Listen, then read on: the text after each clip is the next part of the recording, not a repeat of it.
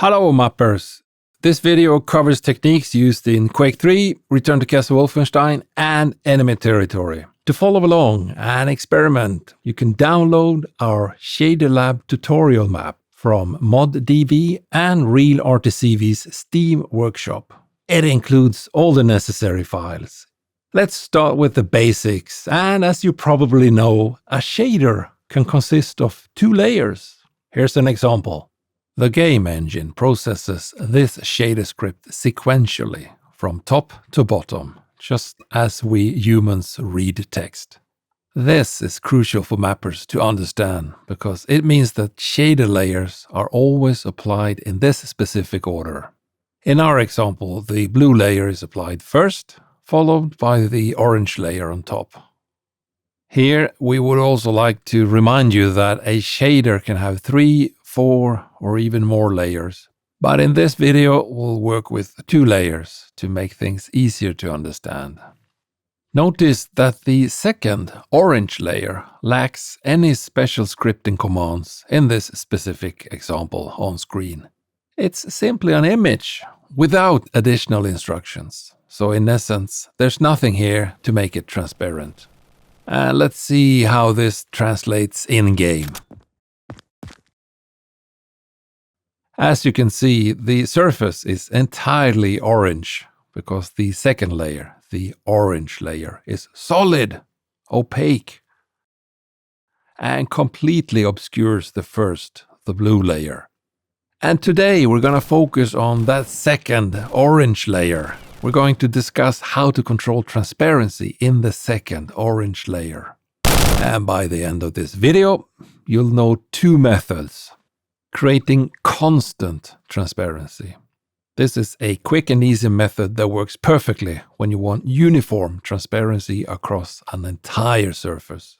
For example, if you want to create a water shader with 2 layers, or a lava shader with 2 layers.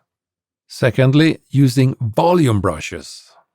This method allows you to vary the transparency of the second orange layer across the surface, giving you more creative control. It's ideal for creating terrain effects where you mix different shaders, for instance. And by now you might wonder which method is the best. Well, it depends on your specific needs and desired outcome. The first method is straightforward and efficient when consistent transparency is your goal. The second method offers greater flexibility and artistic potential, but requires a bit more effort. Let's start with the first method, creating a uniform level of transparency across the second orange layer. This method utilizes the AlphaGen const command. The abbreviation const stands for constant, indicating that the transparency will be evenly distributed. The AlphaGen const value runs from 0 to 1, and you can use decimal numbers such as 0.1, 0.25, 0.75, up to 1.0. For example, let's assume that we apply AlphaGen const 0.25 to the second orange layer. It will make the second layer 25% solid or opaque. Let's have a look at the example shader script here. In this script, the first layer applies the blue texture, like in our previous example. The second layer applies the orange texture with 75% transparency, making it mostly see-through. So we can anticipate that the resulting surface in-game will be a mix between blue and orange. Now let's see how this looks in the game.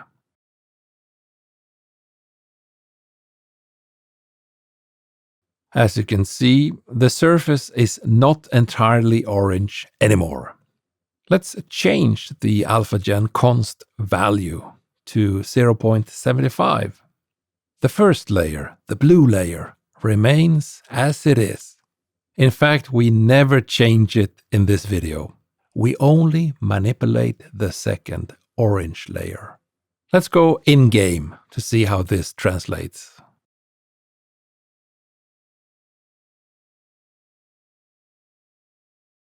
In conclusion, so far, the scripting command AlphaGen const will affect the whole surface. You can use this command to make the second layer more or less transparent across the area. It will affect the entire surface in the same way. Now let's move on to the second method, using volume brushes. We will start by applying a shader to a surface, just like we always do. However, the second layer will be different this time. We'll remove the AlphaGen const command and replace it with a command called AlphaGen vertex. Here, take a look at the new shader. Especially the second orange layer will utilize AlphaGen vertex. What does it mean? Essentially, the transparency of the second orange layer's texture will be determined by alpha values assigned to each corner or vertex. But where do these values come from? We will set the values not in the shader script itself, but in our level editor when we create our map.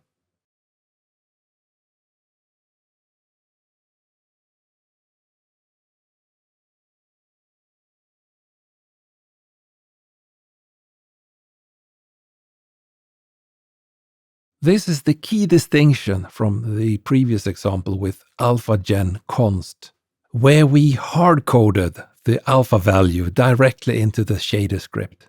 We don't do this when we use the volume brushes.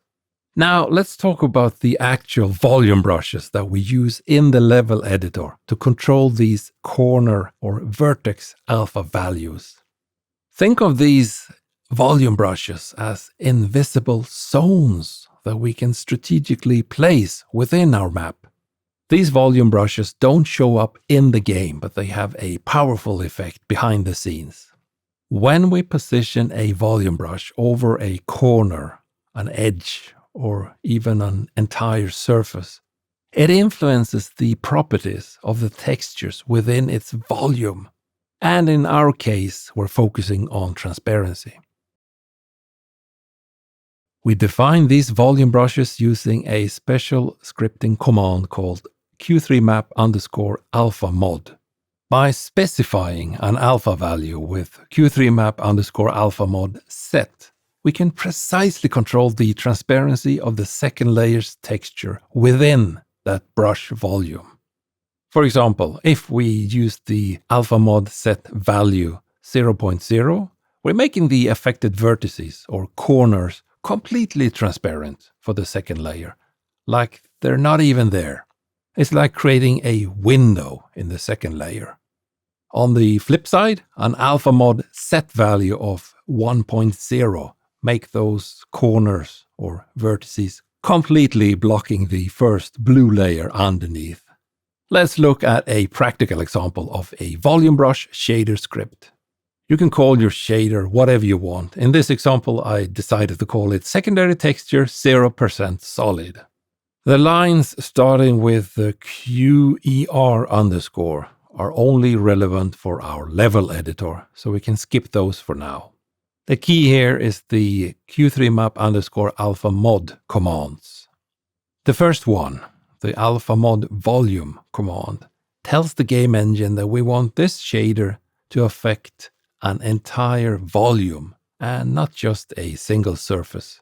Then we have the AlphaMod set scripting command. In this example, it's 0. This sets the opacity level of the volume to 0. That simply means that it will not be solid at all.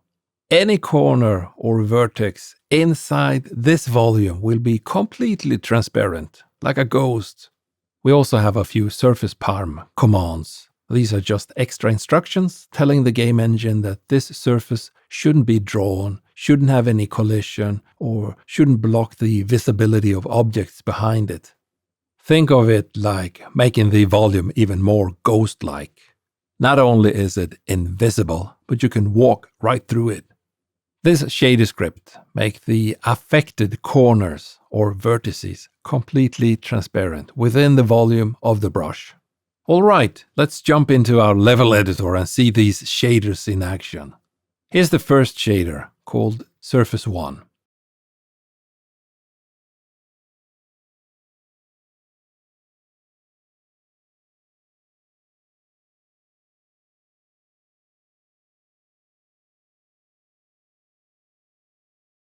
Shift-click in the texture window to look at the shader.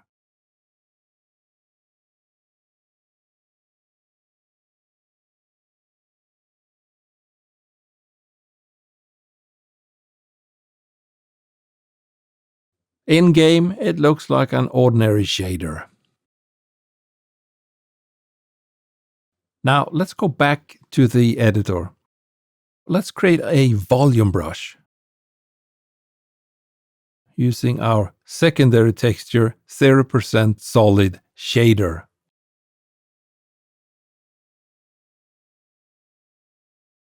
And place it over one corner or vertex of this first brush. It appears semi-transparent in the editor, even though we know it will be completely invisible in-game. This transparency is just a visual aid within the level editor to help us see where we placed it.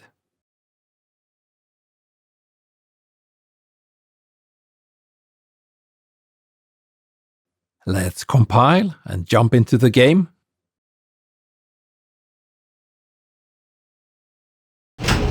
See how the transparency of the second orange layer has changed.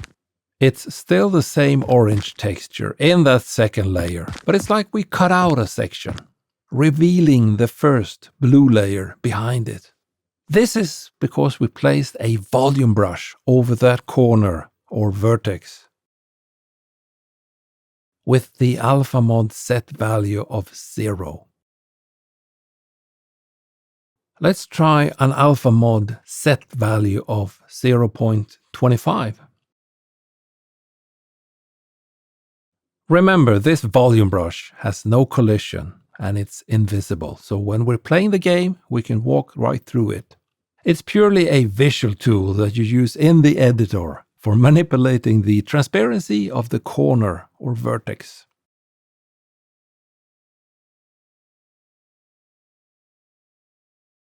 And now let's try 0.5.